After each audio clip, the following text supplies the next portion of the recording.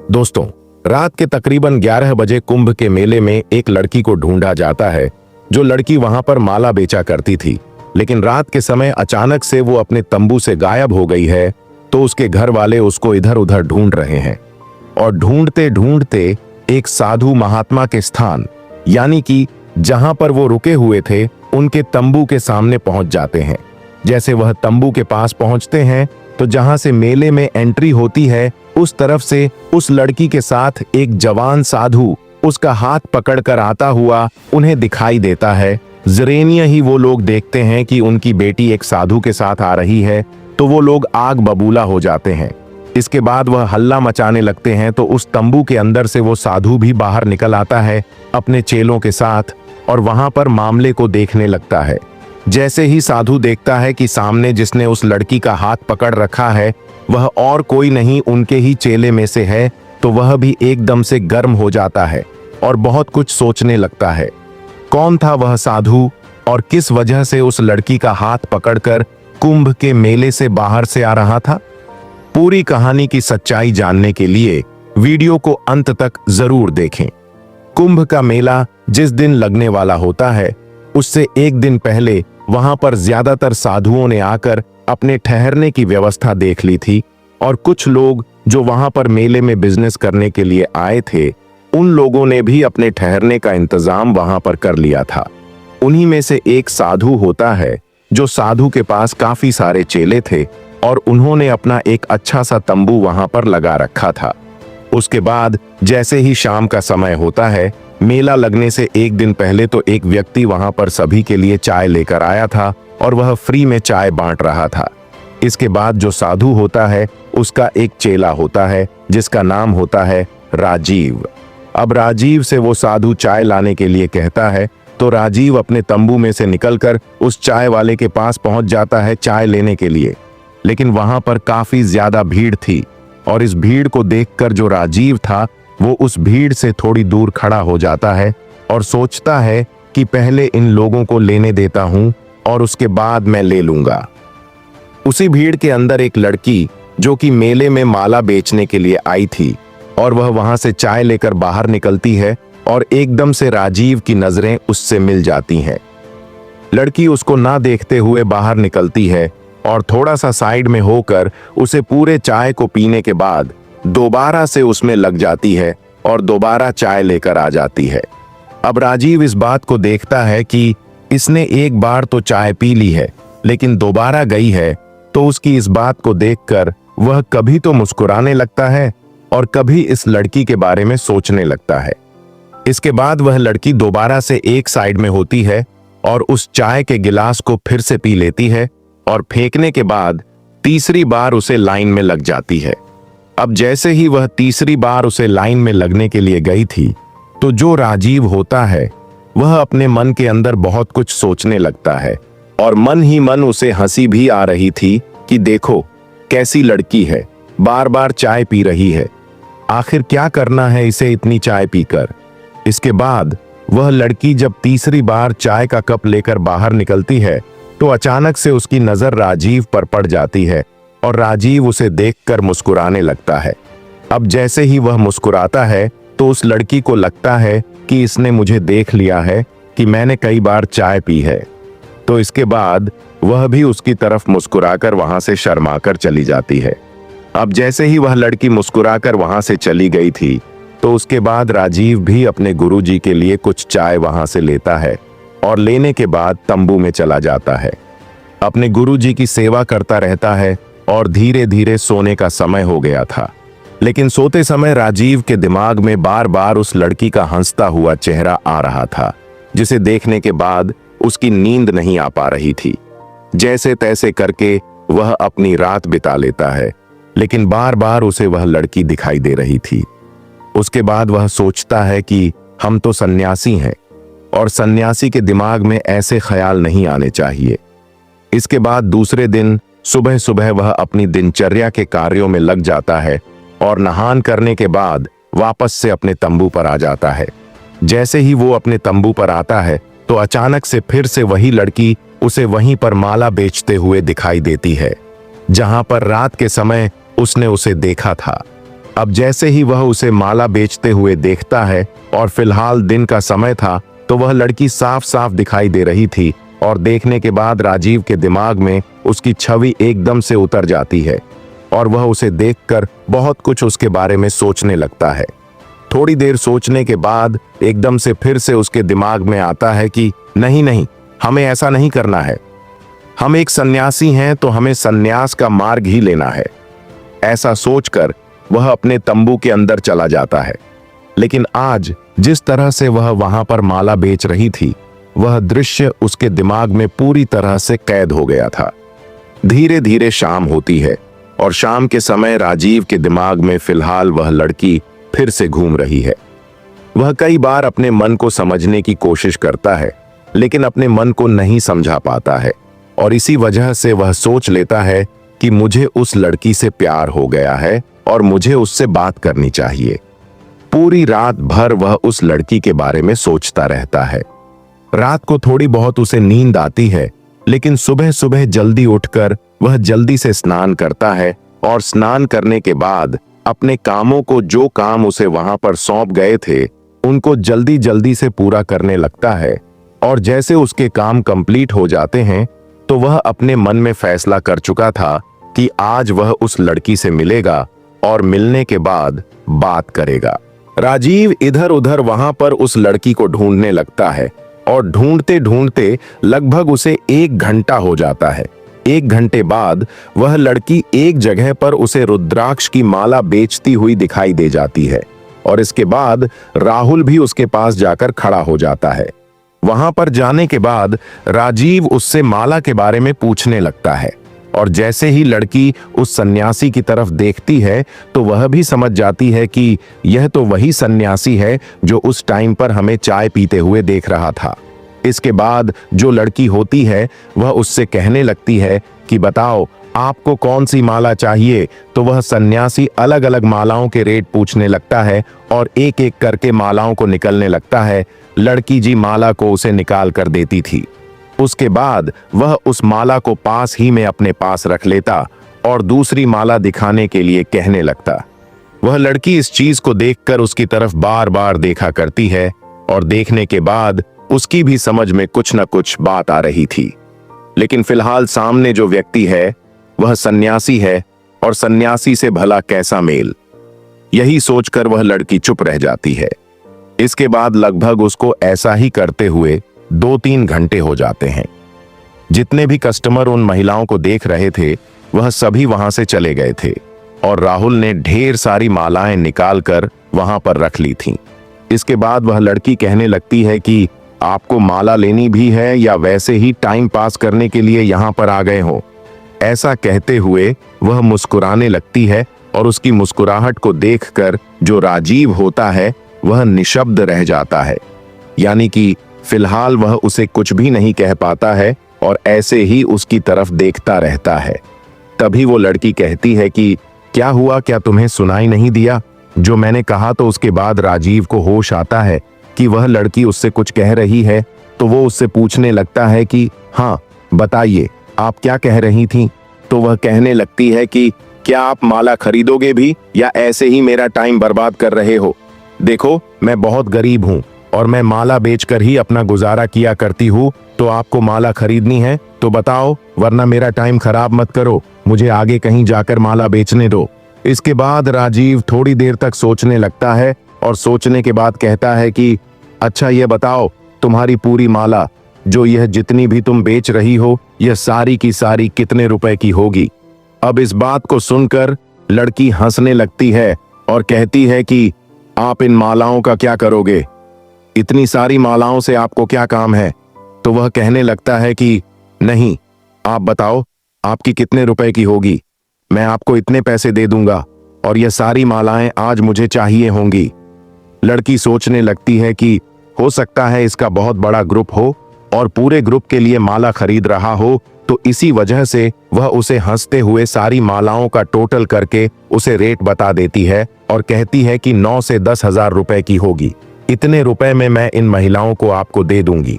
तो जो राजीव होता है वो उसे उन सारी मालाओं को खरीदने के लिए कहने लगता है और कहता है कि मैं तुम्हें पैसे अपने तंबू पर दूंगा और वहीं से तुम पैसों को ले लेना। इसके बाद वह लड़की सारी मालाओं को उसे दे देती है और राजीव उन महिलाओं को लेकर वहां से अपने तंबू पर चला जाता है और तंबू के अंदर जाने के बाद उन महिलाओं को रखता है और अपने कपड़े चेंज करता है, क्योंकि उसको लग रहा था कि अगर मैं ऐसे कपड़ों में इनसे बात करूंगा तो लोग अजीब तरह से हमारी ओर देखेंगे। तो इसी वजह से वह अपने तंबू में से अपने अच्छे से कपड़े पहनता है, जिनमें वह बिल्कुल भी एक साधु की तरह नहीं लगता है, नॉर्मल एक लड़का लगता है, और उन कपड़ों को पहनकर वह बाहर निकलता है। अब जैसे ही जो लड़की माला बेच रही थी वह उसके इस रूप को देखती है तो बड़ी ही हैरान हो जाती है और सोचने लगती है कि ऐसा कैसे है। उसके बाद राहुल उसे मालाओं के पैसे निकाल कर देता है और कहने लगता है कि यह लो तुम्हारी मालाओं के पैसे, लेकिन तुम्हें एक काम और करना होगा। तो लड़की कहने लगती है कि क्या काम करना होगा। तो वो कहती है कि आज तुम्हारी माला बिक गई है, तो इसके बाद अब शाम तक तुम्हें मेरे साथ रहना होगा। मैं तुम्हारे साथ कुछ बात करना चाहता हूं। लड़की कहीं ना कहीं इन बातों को समझ रही थी, लेकिन सामने एक सन्यासी था और फिलहाल उसने अपने कपड़े चेंज कर लिए थे और देखने से बिल्कुल भी सन्यासी नहीं लग रहा था और देखने में भी काफी ज्यादा खूबसूरत था। तो वह लड़की उससे हामी भर लेती है और इसके बाद राजीव और वह लड़की एक साथ घूमने लगते हैं।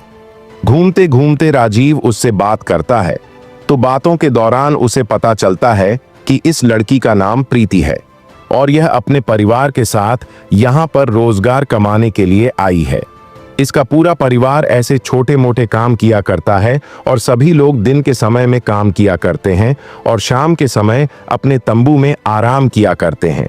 इसके बाद वह उसे एक होटल पर ले जाता है और वहां जाने के बाद खाना ऑर्डर कर देता है। प्रीति उससे मना भी करती है, लेकिन वह जिद करता है और उस जिद को प्रीति मान लेती है। थोड़ी देर बाद वहां पर खाना आ जाता है और दोनों जैन बैठकर तसल्ली से भोजन करते हैं और भोजन करने के बाद अब कुंभ के मेले में घूमने निकल जाते हैं। प्रीति के दिमाग में बहुत सारी बातें चल रही हैं राजीव को लेकर, और राजीव के दिमाग में प्रीति को लेकर बहुत सारी बातें चल रही हैं और वह अपने प्यार का इजहार भी करना चाहता है। इसके बाद जो राजीव होता है वह उससे नाव में बैठने के लिए पूछता है, तो प्रीति भी उससे हामी भर लेती है, क्योंकि उसे भी उसके बारे में जानना है, तो इसी वजह से वह एग्री हो जाती है। राजीव एक ऐसी नाव लेता है जिस नाव के अंदर केवल 2 लोग ही बैठ सके और उसके बाद उसे नाव को लेकर आगे पानी में निकल जाता है। जैसे ही वह लोग पानी में पहुंचते हैं तो एक दूसरे से बातों का सिलसिला चालू करते हैं।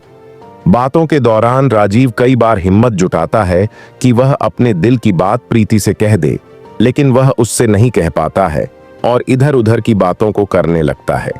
इधर जो प्रीति है वह भी उसके बारे में पूछती है, तो वह उससे कह देता है कि मैं तो अभी अभी चेला बना हूं और अभी कुछ दिन लगेंगे मुझे पूरी तरह से सन्यासी बनने में।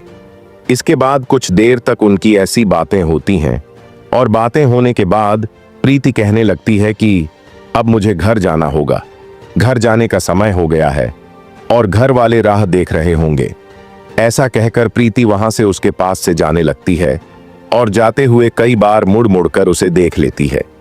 इसके बाद जो राजीव होता है वहां से अपने स्थान पर जाता है और वहां पर आराम करने लगता है, लेकिन फिलहाल उसका बिल्कुल भी जी नहीं लग रहा था और वह बार बार उस लड़की प्रीति के बारे में सोच रहा था।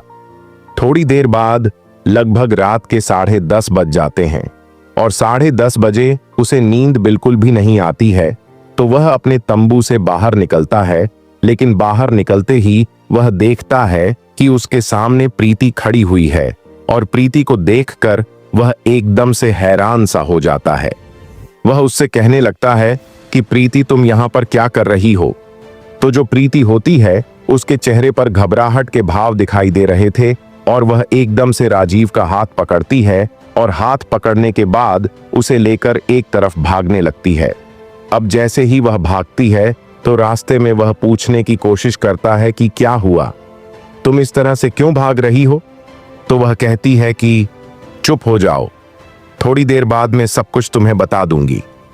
भागते भागते वह लगभग कुंभ के मेले से बाहर आ गए थे और बाहर आने के बाद एक पेड़ के नीचे वह रुक जाते हैं। अब जैसे वो लोग रुके थे तो रुकने के बाद राजीव उससे पूछने लगता है कि प्रीति क्या हुआ, तुम इस तरह से क्यों भाग रही हो? तो वह कहने लगती है कि राजीव, तुम्हारी वजह से ना तो मैं सो पा रही हूं और बार बार मुझे तुम्हारी याद आया करती है। तुम ये बताओ कि तुम चाहते क्या हो और किस वजह से बार बार मुझे देखा करते हो। अब इस बात को सुनकर राजीव थोड़ा सा हैरान होता है, लेकिन उसे पता था कि प्रीति किस बारे में बात कर रही है, तो उसे कहने लगता है कि क्यों, क्या हुआ, क्या बात है, मुझे साफ साफ बताओ, मैं समझ नहीं पा रहा हूं। तो प्रीति कहने लगती है कि देखो, जब से मैंने तुमको उस भेष में देखा है तो मैं तुम्हें भूल नहीं पा रही हूं और बार बार मुझे तुम्हारी याद आ रही है। तुम यह बताओ, क्या तुम मुझसे सच में प्यार करते हो या फिर वैसे ही अपना टाइम पास कर रहे हो? इस बात को सुनने के बाद राजीव तो इस बात का वेट ही कर रहा था, तो वह एकदम से कह देता है कि प्रीति, मैं तुमसे सच्चा प्यार किया करता हूं और इसी वजह से बार बार मैं तुम्हारे आसपास घूमा करता हूं और मैंने इसीलिए तुम्हारी पूरी मालाएं खरीदी थीं। इस बात को सुनकर प्रीति कहने लगती है कि तुम तो साधु हो और साधु होकर तुम्हें यह बात शोभा देती है। तो राजीव कहने लगता है कि मुझे नहीं पता कि शोभा देता है या नहीं देता, लेकिन मैं इतना जानता हूं कि मैं तुमसे प्यार कर बैठा हूं और मैं तुम्हारे बिना अपनी जिंदगी की कल्पना भी नहीं कर सकता। तो प्रीति कहने लगती है कि ठीक है, अगर ऐसी बात है तो मेरा जिंदगी भर साथ निभाओगे ना? तो उसके बाद राजीव कह देता है कि हाँ बिल्कुल, मैं तुम्हारा जिंदगी भर साथ निभाऊंगा। अभी चलो, तुम्हारे घर वाले ढूंढ रहे होंगे तो यहां से वापस चलते हैं। इसके बाद राजीव और प्रीति वहां से वापस आने लगते हैं और वापस आने में लगभग उन्हें 11 बज जाते हैं। 11 बजे दोनों एक दूसरे का हाथ पकड़कर कुंभ के मेले में आ रहे थे, क्योंकि वहां पर रात के समय ज्यादा भीड़ नहीं थी। सभी लोग अपने अपने स्थान पर चले गए थे। इक्का दुक्का लोग इधर उधर घूम रहे थे, लेकिन वहीं पर प्रीति के घर वाले जब अपनी बेटी को तंबू के अंदर नहीं पाते हैं तो पहले तो वह उसको इधर उधर ढूंढते हैं, लेकिन जब वह वहां पर उन्हें नहीं मिलती है तो वह लोग चारों तरफ उसे ढूंढने लगते हैं। ढूंढते ढूंढते जहां पर राजीव रुका हुआ था उसी तंबू के सामने वह लोग पहुंच जाते हैं और उसी समय राजीव और प्रीति दूसरी तरफ से एक दूसरे का हाथ पकड़ते हुए आ रहे थे। और जैसे ही प्रीति के घर वाले प्रीति को इस तरह से देखते हैं तो एकदम से गर्म होने लगते हैं और जोर जोर से चिल्लाकर उस साधु से गलत बोलने लगते हैं। अब जैसे ही वहां पर और साधु संत इन बातों को सुनते हैं तो सभी लोग इकट्ठा हो जाते हैं और इतनी ही देर में जो राजीव का गुरु था वह भी उस कुटिया से बाहर निकल आता है और बाहर निकलने के बाद देखता है कि यह तो मेरा ही चेला है और इसने लड़की का हाथ पकड़ रखा है। तो उसके बाद वह अपने चेले को धमकाने लगता है और जैसे तैसे करके वहां पर माहौल को शांत करता है और सभी लोगों को समझा बुझाकर अपने अपने स्थान पर भेज देता है। प्रीति के घर वाले प्रीति को ले गए थे। इधर जो राजीव है वह अपने स्थान पर चला गया था। वहां पर जाने के बाद जो राजीव के गुरु होते हैं वह उससे पूछने लगते हैं कि क्यों रे, यह क्या कर रहा था तू? साधु होकर ऐसा करेगा तो चारों तरफ हमारी बहुत ज्यादा बदनामी हो जाएगी और ऐसा तुझे बिल्कुल भी नहीं करना चाहिए। इसके बाद जो राजीव होता है उसकी आंखों में आंसू आ जाते हैं और वह अपने गुरुजी के सामने फूट फूट कर रोने लगता है। कहता है कि गुरुजी, मुझे माफ कर दो, मुझे इस लड़की से प्यार हो गया है और मैं इसी के साथ अपनी जिंदगी व्यतीत करना चाहता हूं। अब इस बात को सुनकर उसके गुरुजी बड़े हैरान होते हैं और वो उससे कहने लगते हैं कि बेटा, तुम तो सन्यासी बन रहे थे ना, अब ऐसा क्या हो गया जो इस लड़की से प्यार कर बैठे? तो वह कहने लगता है कि गुरुजी, इस बारे में मुझे कुछ नहीं पता, लेकिन इस लड़की से मैं सच्चा प्यार कर बैठा हूं और मुझे नहीं फर्क पड़ता कि यह क्या काम करती है और क्या कर रही है। मैं केवल इसी को चाहता हूं और इसी के साथ अपने जीवन को व्यतीत करना चाहता हूं। इसके बाद जो उसके गुरुजी होते हैं वह एकदम से मुस्कुराने लगते हैं और कहते हैं कि इसी वजह से तो मैंने अभी तक तुम्हें पूरी तरह से सन्यासी नहीं बनाया। मुझे पता था कि तुम क्षणिक भर के लिए सन्यास लेना चाहते हो और उसके बाद कहीं ना कहीं तुम्हारा दिल दोबारा से फिसल जाएगा। यह बात सुनते ही जो राजीव है वह पूरी तरह से हैरान हो जाता है और अपने गुरुजी की तरफ अजीब सी निगाहों से देखने लगता है। तो वह कहता है कि कोई बात नहीं बेटा, चिंता मत कर, मैं तेरे पिता से बात करता हूं और इसी लड़की के साथ तू अपनी जिंदगी अगर बिता सकता है तो तेरी इसी से शादी करवाने की जिम्मेवारी मैं लेता हूं। यह बात सुनकर जो राजीव होता है वह एकदम से खुश हो जाता है और बाहर की तरफ जाने लगता है। लेकिन तभी जो उसके गुरुजी होते हैं वो उसे रोकते हैं और कहते हैं कि बेटा सब्र रख, पहले मैं तेरे पिता से बात कर लेता हूं और वहीं आकर इसके घर वालों से बात करेंगे और तुम दोनों की शादी हो पाएगी। इसके बाद राजीव के गुरुजी होते हैं, वह राजीव के पिता के पास फोन मिलाते हैं और उनको अपने बेटे के बारे में सारी बातें बताते हैं। दरअसल जो राजीव था वह करोड़पति व्यक्ति का बेटा था, लेकिन एक लड़की ने उसे धोखा दे दिया था प्यार में और इसी वजह से उसका कहीं भी जी नहीं लगता था। इसके बाद वह संन्यास लेने के लिए कहने लगता है तो जो करोड़पति व्यक्ति होता है वह अपने गुरु से ही कहकर उसे संन्यास दिला देता है और कहता है कि गुरुजी आप इसको ज्यादा से ज्यादा कष्ट देना ताकि यह जल्दी से संन्यास की राह छोड़कर दोबारा से घर लौट जाए। अब जैसे ही राजीव के पिता यह सुनता है कि बेटे को एक लड़की से वहां पर प्यार हो गया है और उसी से शादी करने के लिए बोल रहा है, तो इसके बाद जो राजीव के पिता होते हैं वह मामले की गहराई को समझते हैं और वहां से फौरन चल देते हैं और कहते हैं कि गुरुजी मैं अभी थोड़ी देर में वहां पर पहुंच जाऊंगा और वहां पर बैठने के बाद हम यह बातें करेंगे। राजीव के पिता का घर वहां से लगभग 200 किलोमीटर दूर था, तो लगभग उन्हें 3 घंटे लगते हैं यहां तक आने में और 3 घंटे में वह यहां पर आ जाते हैं। आने के बाद वह अपने बेटे पर चिल्लाने लगते हैं और कहने लगते हैं कि तूने तो एक माला बेचने वाली लड़की को पसंद किया है, भला मैं तेरी उससे कैसे शादी करा दूं। लेकिन तभी जो राजीव के पिता के गुरुजी होते हैं वह उससे कहने लगते हैं कि शांत हो जाओ, इस तरह से अगर बेटे को धमकाओगे तो यह मामला और भी ज्यादा बिगड़ सकता है। वैसे यह दुनिया से दुखी होकर सन्यासी होने चला था, लेकिन अब फिलहाल यह दोबारा से अपने जीवन को अच्छी तरह से जीना चाहता है, तो हमें इसका साथ देना चाहिए ताकि इसके अंदर जीवन को जीने की एक अलग से ऊर्जा आए और यह अपने जीवन को अच्छी तरह से जी सके। पहले तो राजीव का पिता मना करता है अपने गुरु से भी, लेकिन उसके बाद जब वह अच्छी तरह से उसे समझाता है तो वह भी इस बात को मानने के लिए तैयार हो जाता है। उसके बाद वह गुरुजी के साथ उसके उस ठिकाने पर जाता है और वहां पर जाकर वह अपने बेटे की शादी प्रीति से कराने की बात करता है। उन लोगों की हालत देखकर उसका मन तो नहीं कर रहा है, लेकिन जैसा उसके गुरु ने उसे समझाया है, इन बातों को सोच सोचकर वह इस बात के लिए एग्री हो जाता है। अब जैसे ही प्रीति के माता पिता देखते हैं कि बहुत ही अमीर व्यक्ति है, अच्छे से उन्होंने कपड़े पहन रखे थे और वह अपने बारे में बता भी देता है, तो उसके बाद उन लोगों को इस बात से कोई भी आपत्ति नहीं होती और वह कहने लगते हैं कि ठीक है साहब, अगर ऐसी बात है तो बेशक से अपने बेटे की शादी हमारी बेटी से करा दीजिए। इसके बाद उन दोनों की शादी तय हो जाती है और शादी तय होने के बाद जो राजीव के पिता होते हैं वह कहते हैं कि ठीक है बेटा, अब तो बहुत हो गया, तू सन्यासी भी बन लिया, लेकिन अब अपनी जिंदगी में लौट चल, तेरी इसी लड़की से मैं शादी कर दूंगा। राजीव इस बात को सुनकर बड़ा ही खुश होता है। तो दोस्तों, ये थी आज की कहानी। आपको कहानी जैसी भी लगी हो कमेंट सेक्शन में बता देना। बाकी वीडियो अच्छी लगी हो तो वीडियो को लाइक और चैनल को सब्सक्राइब जरूर करें ताकि हमें थोड़ा सा हौसला मिले आप लोगों के लिए ऐसे ही अच्छे अच्छे वीडियो बनाने के लिए। इन कहानियों को सुनने का उद्देश्य किसी को परेशान करना बिल्कुल भी नहीं है।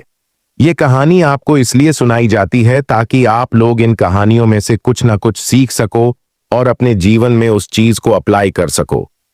मिलते हैं किसी नेक्स्ट वीडियो में नए टॉपिक के साथ। तब तक के लिए सभी दोस्तों का बहुत बहुत धन्यवाद।